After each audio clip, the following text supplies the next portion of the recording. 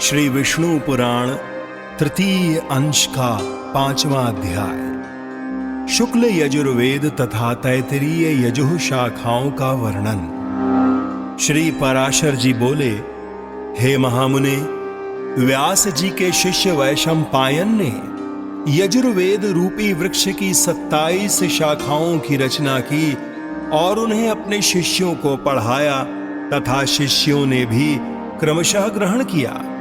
हे द्विज, उनका एक परम धार्मिक और सदैव गुरु सेवा में तत्पर रहने वाला शिष्य ब्रह्मरात का पुत्र याज्ञवल्क्य था, जो कोई महामेरु पर स्थित हमारे उस समाज में सम्मिलित न होगा, उसको 7 रात्रियों के भीतर भी ब्रह्म हत्या लगेगी। हे द्विज, इस प्रकार मुनियों ने पहले जिस समय को नियत किया था उसका केवल एक वैशंपायन ने ही अतिक्रमण कर दिया।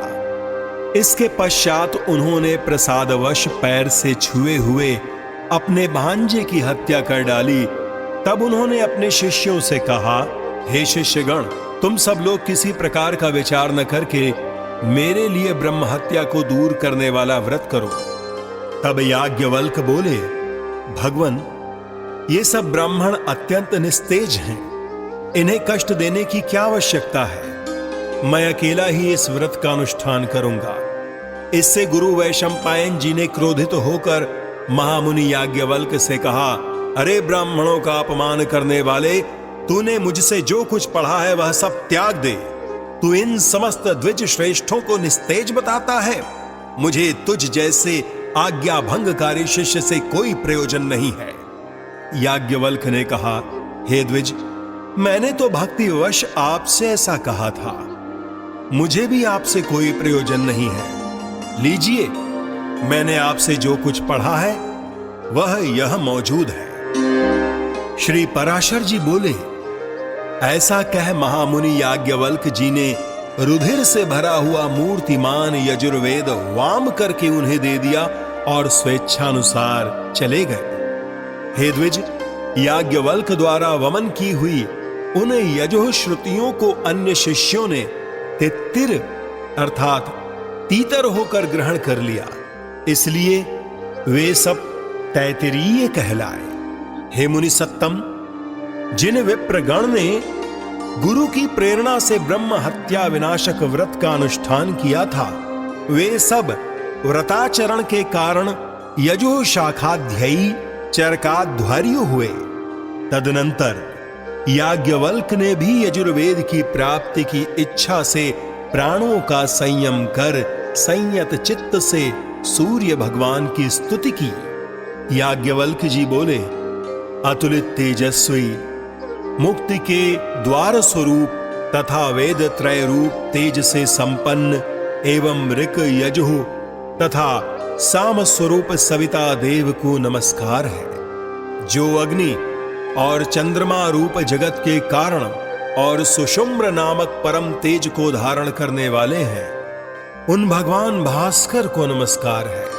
कला, काष्ठा, निमेष आदि काल ज्ञान के कारण तथा ध्यान करने योग्य पर ब्रह्म स्वरूप विष्णुमय श्री सूर्य देव को नमस्कार है, जो अपनी किरणों से चंद्रमा को पोषित करते हुए देवताओं को तथा स्वधारूप अमृत से पितृगण को तृप्त करते हैं। उन तृप्ति रूप सूर्य देव को नमस्कार है, जो हिम, जल और उष्णता के कर्ता अर्थात शीत, वर्षा और ग्रीष्म आदि ऋतुओं के कारण हैं और जो जगत का पोषण करने वाले हैं।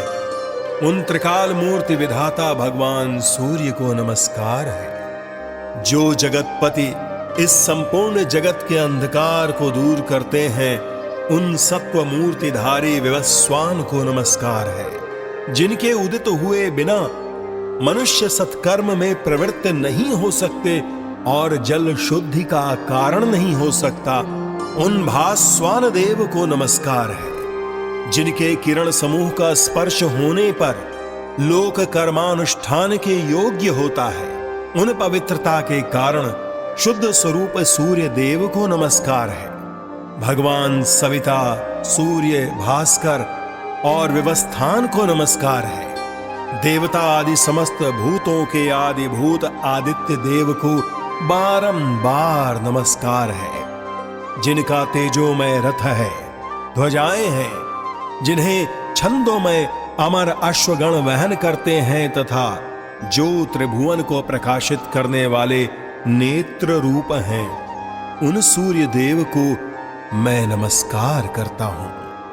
श्री पराशर जी बोले, उनके इस प्रकार स्तुति करने पर भगवान सूर्य अश्वरूप से प्रकट होकर बोले, तुम अपना अभीष्ट वर मांगो। तब याज्ञवल्क्य जी ने उन्हें प्रणाम करके कहा, आप मुझे उन यजुः श्रुतियों का उपदेश कीजिए जिन्हें मेरे गुरु जी भी न जानते हो। उनके ऐसा कहने पर भगवान सूर्य ने उन्हें आयातयाम नामक यजुः श्रुतियों का उपदेश दिया, जिन्हें उनके गुरु वैशंपायन जी भी नहीं जानते थे। हे द्विजोत्तम, उन श्रुतियों को जिन ब्राह्मणों ने पढ़ा था वे वाजी नाम से विख्यात हुए, क्योंकि उनका उपदेश करते समय सूर्य भी अश्वरूप हो गए थे। हे महाभाग, उन वाजी श्रुतियों की कांच आदि 15 शाखाएं हैं। वे सब शाखाएं महर्षि याज्ञवल्क्य की प्रवृत्ति की हुई कही जाती हैं। इति श्री विष्णु पुराणे तृतीय अंशे 5मो अध्यायः।